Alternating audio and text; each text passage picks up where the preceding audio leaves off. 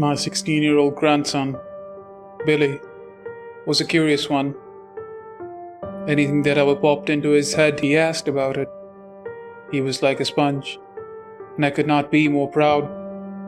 If you ask me, I think this stemmed from his Boy Scout upbringing. His father was resistant to the idea, but all it took was a little bit of elbow grease and some persuasion to get him on board. I loved my time in the Boy Scouts out in Locust Grove. Heck, even met Billy's grandma around that area. She was a camp counselor at that time, been married 42 happy years since then. Anywho, in Oklahoma, there ain't much to do. You have fun by making fun. Always has been that way.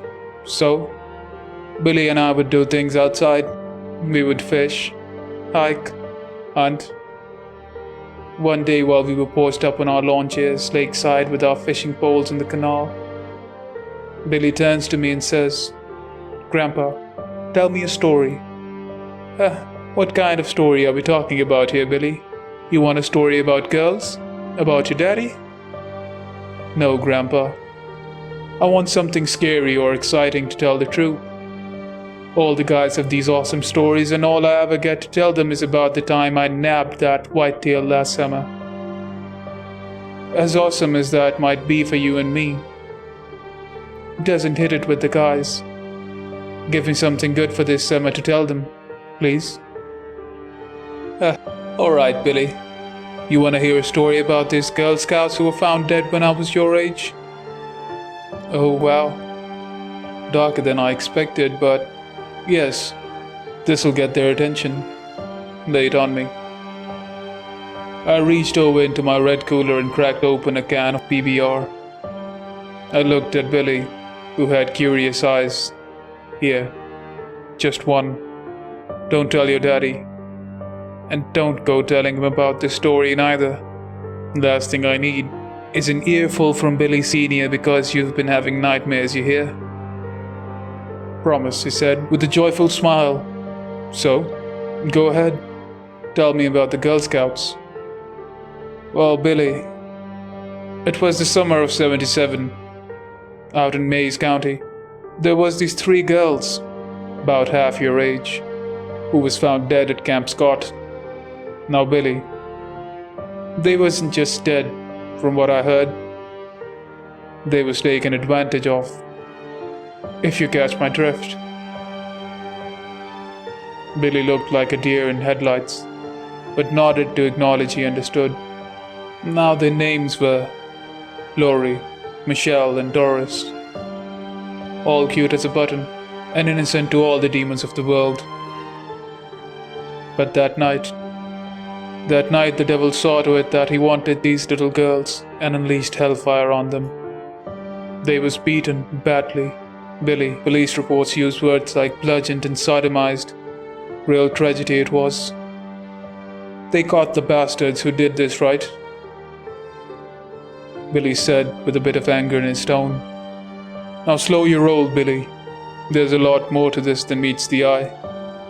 So anywho, the girls were all put in sleeping bags and dragged about a football field worth away from the camp.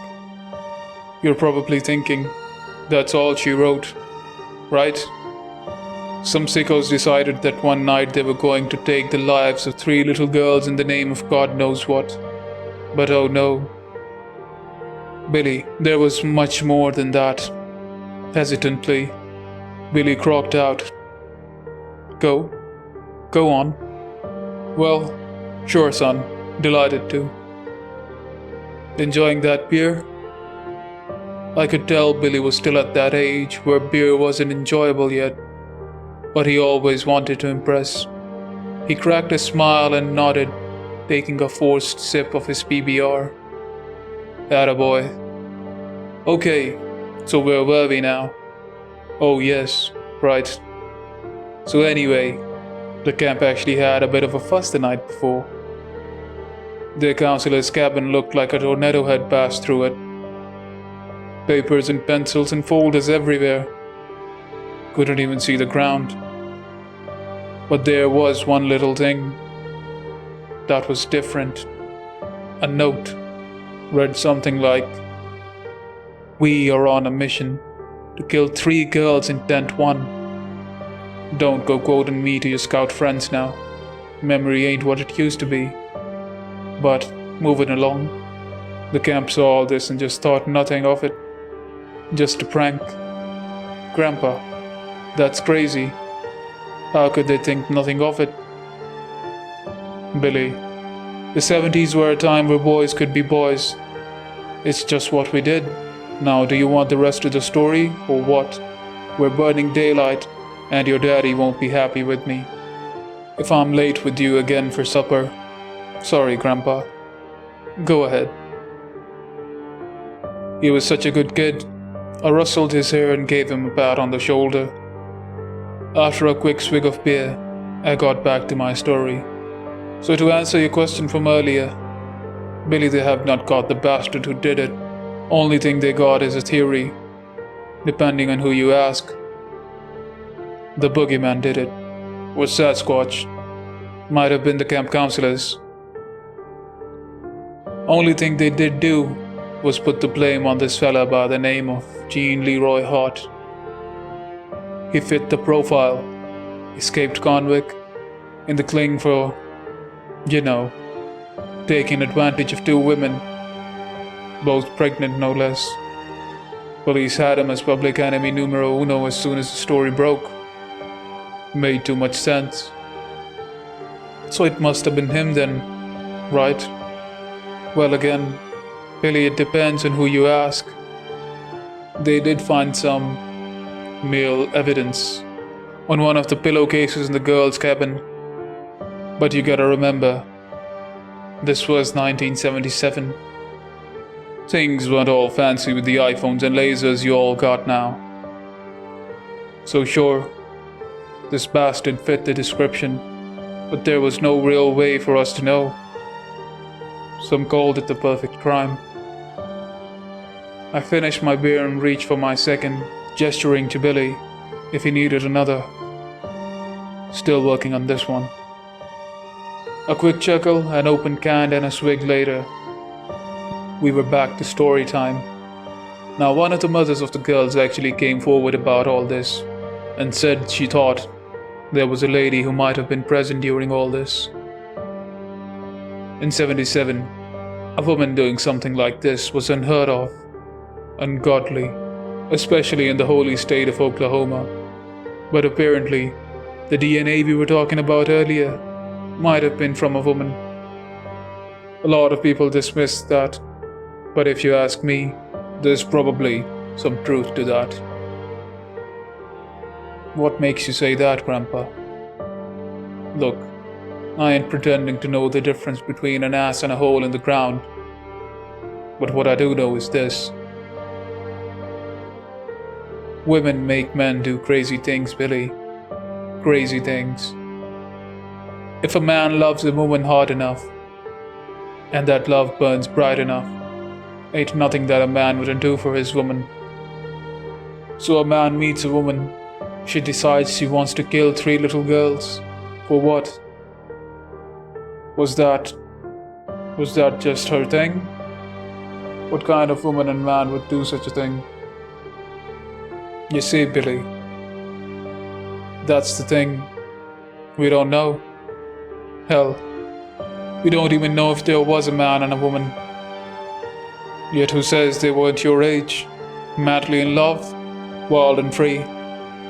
Gotta imagine taking someone's life, as unholy as it may be, must quite be the thrill. Could you imagine the adrenaline? So it was someone my age? Holy shit. Hey, watch your mouth, Billy. Last thing I need is you cussing in front of your daddy. Jeez, I'm sorry. Apology accepted, son. But Billy, like I've already said, we just don't know. Another part of the story said that it was 4 men that did this, none of them being that Gene Leroy Hart fella. This is a wild story, Grandpa, but what, Billy? I don't know. I was hoping for something a little scary. The movies out these days are sending kids home crying. Did you see It Chapter 2?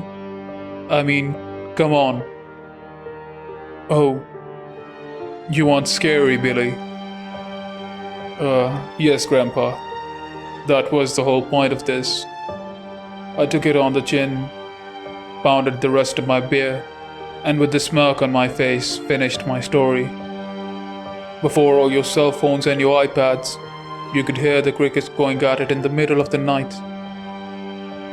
So, of course, people could hear what was going on when it was, let's say, 1:30 in the morning. The counselor hears some moaning going on loud enough that it wakes her up. She checked around the tent, thought nothing of it, and went back to sleep. About half an hour passes. A camper gets a flashlight shined in her face. She wakes up, checks out the tent. Ain't nothing there. Another hour goes by, and a camper hears a little girl crying, groaning out just loudly enough to hear, "Mommy, Mommy." At this point, I got Billy on the ropes now. There are certain sounds that were made for the ears of the ungodly. The sounds that were heard that night, Billy, were as ungodly as they come. There was a pop that would shake a pastor to his core. Blood soaked everything in that tent. A sight that would make the wicked smile. Billy looked like he was going to be ill. Okay. You made your point, Grandpa. God, that story is going to be a hit this summer. Glad to hear, Billy.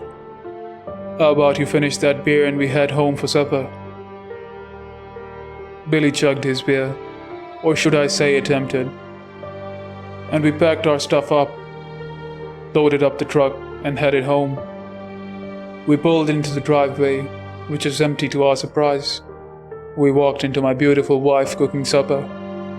House smelling of homemade chili. Did y'all have a nice time? Sure did. Don't tell Billy Sr., but I gave Billy Jr. here his first beer. Nearly made him puke his lunch out. Stop it, Grandpa. I got up chuckling, rubbed his hair and walked over to my wife and gave her a kiss. Grandma, can I ask you something? Well, sure, hon. What's on your mind? How much would you say Grandpa loves you? Oh, Billy, there is nothing in this world that I'm more sure of than the simple fact that your Grandpa's love burns bright for me. So bright that there is not one thing in this world he ain't doing for me. He can be rough around the edges, but, boys will be boys. Why do you ask, sweetie? Oh, just curious. I guess I'm gonna go wash up for supper. And not a second more. Billy stumbled a bit out of his chair and rushed his way up to his room. Would have think the boy was Forrest Gump for a second. Now what's all that fuss about? Nothing, my darling. I just told Billy a beautiful story about what a man would do for the woman he loves the most. She smiled and I kissed her on the forehead. I went upstairs to see Billy. He was on his computer. One of these days you're gonna have to. Billy swung around in his chair, sweat pouring down his face. Grandpa, didn't Grandma work at a Girl Scout camp when she was my age? Oh yes, Billy. That's how we met, remember? Summer of '77. Best time of my life. We were young, wild, and crazy in love. I gotta tell you though, your grandma? Quite the jealous type. I visited her this one time in July, all her little campers, and they was no older than 10 or so, were giving me the googly eyes and laughing and chuckling at all. Your grandma ain't like that very much, and she didn't like the girls none too much neither. Well, what camp, Grandpa? Oh, it was some small little thing out in Mays County. Called it Camp Scott. Long closed now. By this point, Billy could have been turned to stone. I put my index finger into the inside of my mouth and flicked it on my cheek, making a loud pop. With a smile, I said to my grandson, "Billy, I love your grandma very much. Ain't nothing I wouldn't do for her." Shucks. I hope his Boy Scout troop enjoys that one.